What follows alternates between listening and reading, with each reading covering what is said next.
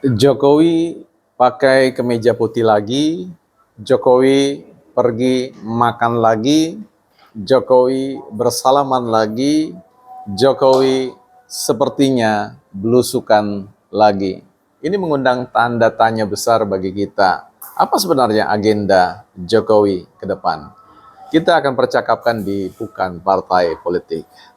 Selamat datang teman-teman di channel Bukan Partai Politik, ruang publik, tempat sekolahnya publik, dan bukan sekolahnya partai, tempat untuk meninggikan argumentasi, bukan suara, apalagi emosi. Don't raise our voice, emotion but argument. Baik teman-teman, kita akan percakapkan tentang topik yang menarik, ya karena usai beliau mengatakan saya sudah selesai, dalam artian mengabdi, menjawab panggilan publik, panggilan rakyat, panggilan negara, bangsa untuk menjadi salah seorang pemimpin, ya bukan hanya sebagai seorang manajer bagi negara ini, tetapi sebagai seorang leader yang sangat visioner, paham tentang masa depan Indonesia, dan beliau menanggapinya atau meresponnya dengan menghadirkan berbagai macam kebijakan-kebijakan yang sekalipun beberapa pihak mencoba untuk mengkritisi atau kemudian salah paham dengan kebijakan itu, tetapi beliau tetap bersikukuh untuk mengeksekusi kebijakan-kebijakan sehingga menimbulkan beberapa kelompok-kelompok atau pihak-pihak yang betul-betul tidak bisa berdamai dengan diri sendiri dan terus mengejar, mencaci maki, dan mengkritik sekalipun sebenarnya itu membenci Jokowi. Dalam konten sebelumnya saya sudah menjelaskan tentang perbedaan mendasar antara pembenci dan pengkritik. Sebab pengkritik adalah pihak atau orang yang mampu memahami segala persoalan dengan menjaga jarak secara emosional, tetapi benar-benar mengedepankan aspek intelektual dalam rangka memeriksa apakah benar-benar yang dilakukan, kebijakan yang diambil itu bias atau berseberangan dengan kepentingan bangsa dan negara.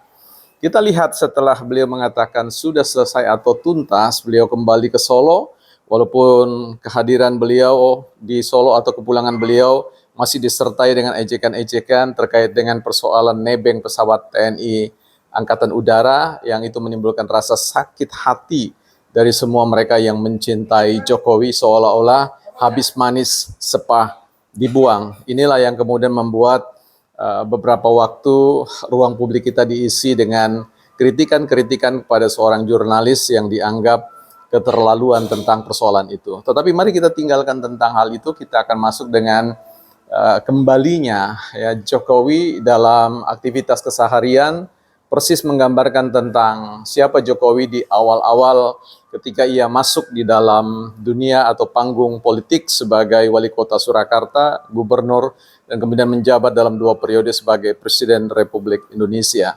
Yang menarik di sini menimbulkan sebuah pertanyaan besar bagi kita. Sebenarnya apa agenda Pak Jokowi selanjutnya terkait dengan apa yang mungkin pernah kita dengar pernyataan beliau, bahwa beliau masih akan mondar-mandir, ya. Kata mondar-mandir itu artinya bolak-balik, bukan untuk dalam frekuensi 1-2 kali, tetapi frekuensi yang akan sering.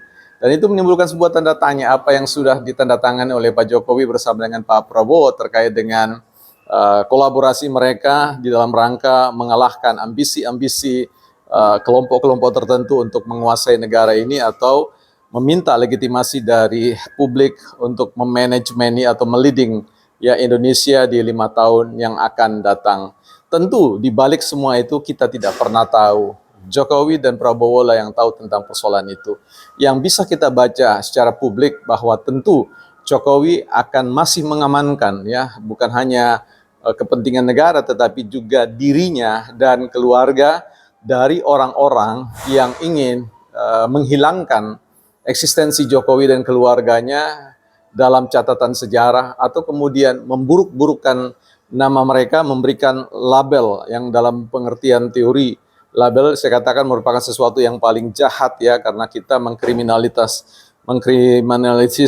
mengkriminalisir seseorang itu dengan sebuah pendekatan yang menurut saya tidak fair, tidak adil, dan tentu tidak patut untuk dicontoh ketika banyak pengkritik-pengkritik yang tidak melancarkan kritikan itu berdasarkan pada prinsip-prinsip dasar dari kritik itu sendiri ya, bahwa sebuah penilaian yang penuh dengan kehati-hatian atau penuh pertimbangan, bukan hanya melemparkan emosi ya. Kritikal itu selalu mendasarkan diri pada apa yang disebut dengan meninggikan argumentasi ya, mempertunjukkan atau melihatkan mana sisi kuat dan mana sisi lemah dari sebuah hal yang kita tinjau, yang kita analisis, yang kita deskripsikan, atau yang kita eksplanasi.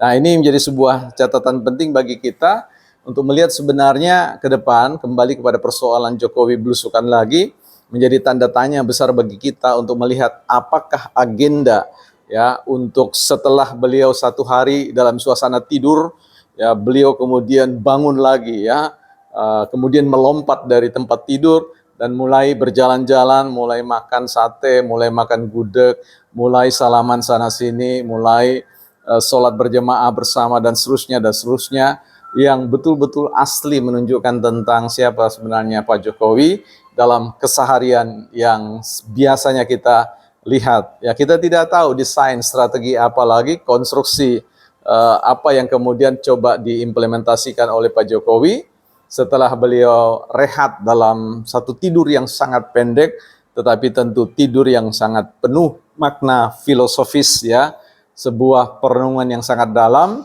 yang tentu mungkin makna tidur itu bukan dalam pengertian makna yang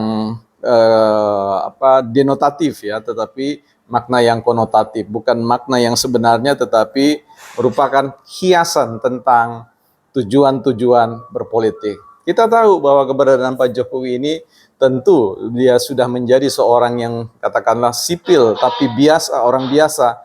Tetapi orang biasa yang luar biasa ya, fantastic, remarkable ya, marvelous. Jadi bukan pribadi yang kemudian seolah-olah ditakar oleh publik, oleh kelompok-kelompok pembenci sebagai orang bilang Jokowi sudah tidak ada lagi yang melindungi dan sebagainya. Saya kira dalam konteks ini kita bicara tentang perlindungan dari Tuhan yang Maha Kuasa, perlindungan dari orang-orang yang kemudian sepakat dengan apa yang dikerjakan oleh Jokowi itu adalah sesuatu yang baik bangsa dan negara, perlindungan atau proteksi dari publik, dari rakyat banyak, yang menunjukkan bagaimana gairah yang asli, yang otentik ya, sekalipun diserang oleh dinamika verbal, dinamika kata-kata yang hampir memburukkan nama beliau, tetapi kemudian publik menjawab itu dengan penuh smooth dan penuh histeria bahwa apa yang dikatakan oleh kelompok-kelompok pembenci itu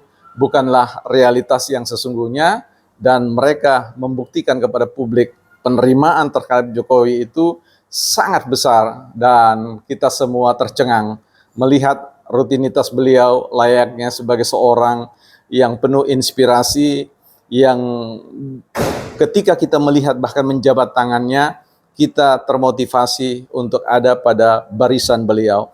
Ini bukan bicara karena ini persoalan buzzer Jokowi atau buzzernya Gibran. Ini buzzernya NKRI. Artinya melihat, menempatkan Jokowi itu sebagai ya, aset bangsa, aset negara yang sudah melakukan sesuatu dan masih akan melakukan sesuatu seiring dengan ya, kesempatan yang terbuka bagi dia untuk bisa melakukan sebaik-baiknya selama nyawa masih di kandung badan. Artinya beliau adalah bukan sebuah pohon yang sudah kering, tetapi pohon yang baru saja menumbuhkan, mencengkramkan akarnya sampai ke dalam, dan potensial akan membuahkan banyak sekali buah yang baik, tempat di mana para burung-burung ya, dan hewan-hewan malam bisa berdiam, tempat di mana orang bisa berlindung dari sengatan matahari, dari hujan, dan tempat di mana orang bisa menghirup oksigen yang luar biasa. Kita tunggu saja jalan-jalan dan belusukan-belusukan. Apakah ini merupakan konsolidasi yang sangat rapi, yang sangat halus untuk memberikan penguatan terkait dengan kepemimpinan Prabowo dan juga tentu Gibran. Kita lihat saja nanti, bukan partai politik.